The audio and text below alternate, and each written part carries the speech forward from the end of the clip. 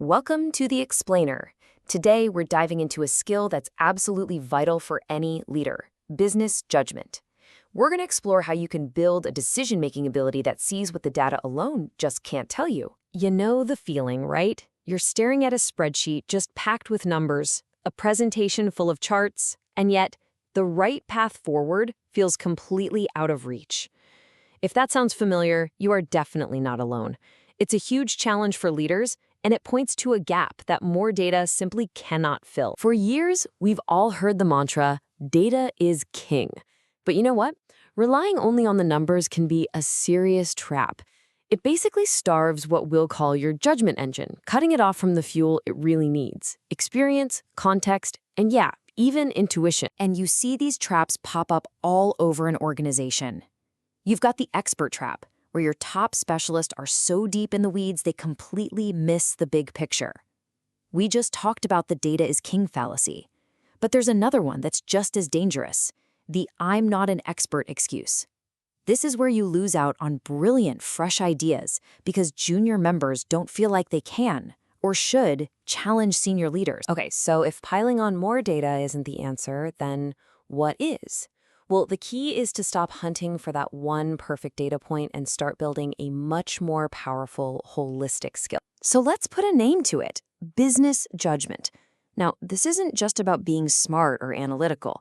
It's really your ability to pull together everything, the data for sure, but also your understanding of people, your past failures, your past successes, your entire life experience, and use it all to make a sound call. And here's the most empowering part of this whole idea. This isn't some magical gift you're either born with or you're not. No way. It's an engine. And just like any engine, it's got distinct parts that you can understand, you can build, and you can fine-tune over time. So, how does this engine actually work? Well, think of it like a flywheel. It starts spinning with the raw material. That's your data and analysis. Then you add force with first principles thinking, which helps you deconstruct the problem. Your contextual knowledge about your industry, your company, your culture, that acts as a critical filter. And finally, your unique lived experience enriches the whole thing. Each turn makes the next one faster, building this incredible momentum for better and better decisions. This is a perfect example. The data shows unemployment is dropping. Great news, right? Maybe. But judgment asks that crucial next question: why? Are people actually finding jobs, or have they just given up and moved away? The answer to that question changes the entire story, doesn't it?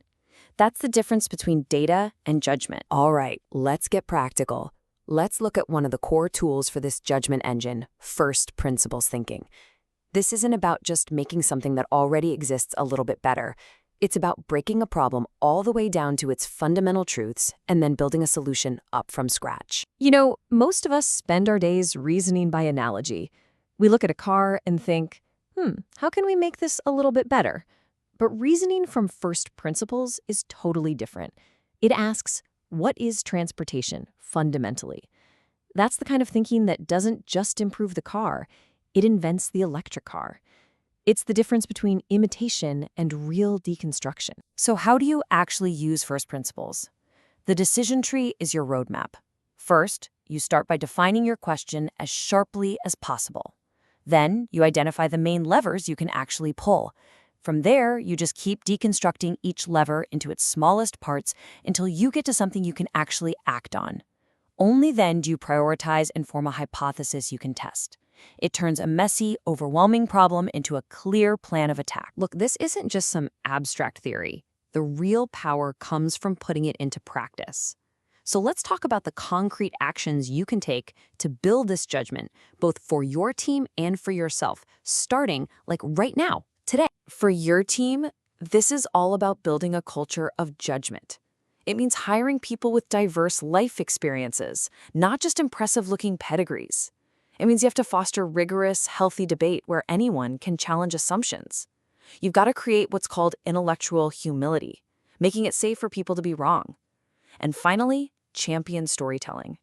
A really good analogy is often way more powerful than a spreadsheet. And what about for you personally? Well, the work here is just as important. You have to embrace a beginner's mind and question your own assumptions relentlessly. Make that decision tree we talked about your go-to tool for problem solving. And maybe most importantly, shift your own focus. Start rewarding those non-obvious insights over just piling up raw information.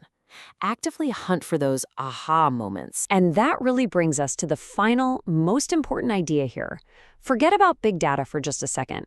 Your whole life, every single success, every failure, every book you've read, every tough conversation you've ever had, that is your most valuable analytical tool. It's the one-of-a-kind data set that only you have. The real question is, are you using it?